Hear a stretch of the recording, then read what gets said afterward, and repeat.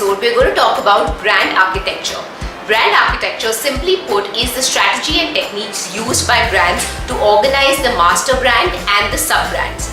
There are two basic strategies. There is the house of brands and the branded house, and then there is also a hybrid strategy. So today we're going to talk about each of these strategies and share some examples with you. When a brand launches in the market, the focus is on building that brand and the connection with the target audience. But as the brand diversifies, there are more companies, more products, more target audiences. The brand has to decide what is going to be the relationship between the master brand and the sub-brands. Now, the first strategy is called branded house. This is when there is a very strong correlation between the master brand and the sub-brand in terms of the visual identity, what they stand for, etc. A great example of this would be Google. So Google has Gmail, Google Maps, Google Plus, Google Docs, all of these which are related visually and in terms of what they stand for to the master brand, which is Google. Now, back in 2020, Google actually rehauled how their icons look to make sure there is a more consistent look and feel between all of them, and this is a great example of how a branded house works. Another example of the same would be the Mahindra Group. So Mahindra right on the top has Mahindra Rise, and then it has a variety of companies like Mahindra First Choice, Tech Mahindra, Club Mahindra, Automotive, Tractors, which are all their own brands, but in terms of their logos, what they stand for, there is a deep connection between them and the mother brand, which is Mahindra. So let's talk about what are some of the advantages of having a branded house strategy. The first and the biggest advantage is that once you have built that core brand and that relationship with customers, it is much easier to launch new brands. For example, if you have bought your car from Mahindra, then you might as well service it through Mahindra First Choice Services or then sell it through Mahindra First Choice Wheels. So once you trust the Mahindra brand, it will be easier for you to trust the other brands that are launched by them, because you know that they stand for the same thing. They're part of a bigger identity, right? So that's the biggest advantage, that you need to grow the master brand and then everything else becomes much easier to launch. Also, visually, there is that commonality in the look and feeling, which gives a sense of reassurance to the customer. Some of the downsides are consumers don't know exactly what you stand for. So is Mahindra a tractor company? Are they an automobile company? Are they a hospitality brand? Consumers might get confused on what exactly does your brand stand for. The other downfall is also that if there is anything that happens to tarnish the reputation of the mother brand, then each of the smaller brands might also be impacted. The next strategy is the house of brand strategy. Now, in this, the master brand is more just from an organizational standpoint. Each of the sub-brands have their own identity, their own target audience, and even visually they look quite different from the master brand. A great example of this would be P&G. So we know P&G has multiple brands like Gillette, Head & Shoulders, Pantene. In fact, even in the same category like shampoos, they have Head & Shoulders and Pantene, which are actually competitors in a sense. But each of them have their own identity, their own positioning, a different target audience. Now, what are the advantages of having a house of brand?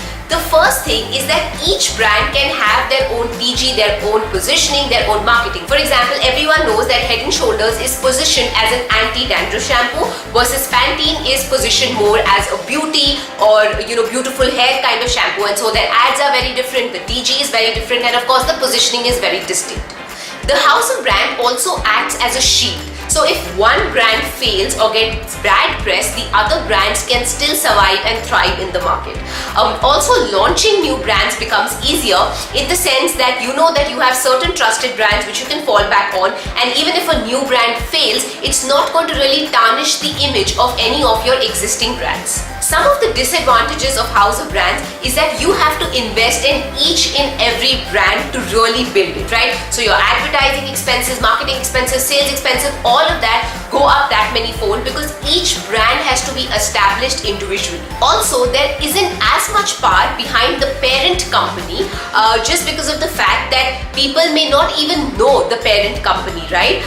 They will know each of the individual brands, but they really will not associate with the parent company as much.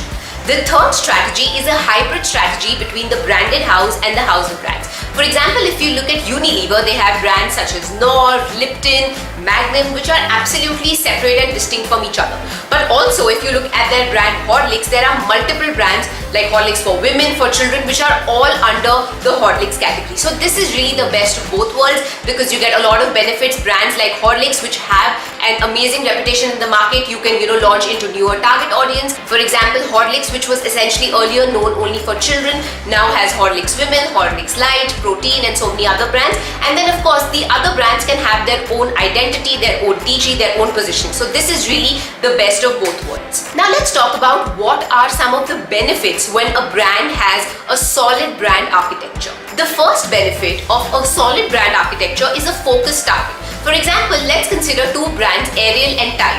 Now, Ariel is more around using it when you're using your washing machine versus Tide is more about the whiteness. Now, for both of them, the price points are very different, the TG is very different, and they're able to play to their strengths and to that target audience because people don't even know that they actually belong to the same parent company. The second is the clarity of positioning. Like I mentioned earlier, both Head & Shoulders and Pantene actually belong to the same company, but Head & Shoulders has always been about the anti-dandruff positioning versus Pantene has had more of a beauty positioning, and so accordingly their ads, the kind of influencers they choose, all of that are very different, and the positioning in the minds of the consumer is very different and distinct. The third is that it helps you enhance your brand awareness. For example, let's look at Cornetto and Magnum, which again belong to the same parent company. Cornetto has always been positioned as a brand for young people with their entire Perfect Match campaign versus Magnum has much more of a premium feeling and messaging. And so again, the kind of influencers they work with, the ads they make, speak very specifically to that messaging, and therefore it helps establish a very clear message in the mind of the consumer of this is what this brand stands for and this is the USP of the brand. The other benefit is developing and defending brand equity. Now let's look at Taj and Red Label, which come from the same parent company. Taj, which is a more premium brand, has been positioned with the Taj strategy versus Red Label is all about making those connections. Now each of these brands have a consumer segment which is very, very loyal to them because they love that brand and they have built that equity, they connect to that message, so they have like a very high equity with that brand, a very high connection with that brand, and so therefore both of these can have different audiences who relate to the message, who like the product, and who can really be the loyal consumers of those brands. Now, do you think a brand changes its strategy midway? Well, actually that does happen sometimes. Let's take an example of Coke. So Coke earlier used to be a house of brands. We used to have Diet Coke, Coke, Coke Zero, and now if you see, they have actually changed the visual appeal. So all the cans are red in color and just the top of the can changes. So now it's more of a branded house versus a house of brands, so that Coke as a brand can become much stronger in the market versus having different brands as a Diet Coke or Coke Zero or Coca-Cola. They're actually strengthening the mother brand, which is Coke. So yeah, absolutely, brands can successfully change their positioning strategy also if that's what makes sense for them. So I really hope you enjoyed this video. If there are any other marketing topics that you would like to deep dive into, please let us know in the comment section below. Don't forget to subscribe to our channel for more interesting content around marketing, digital marketing, branding coming for you. Thank you so much for watching this video, and I'll see you next time.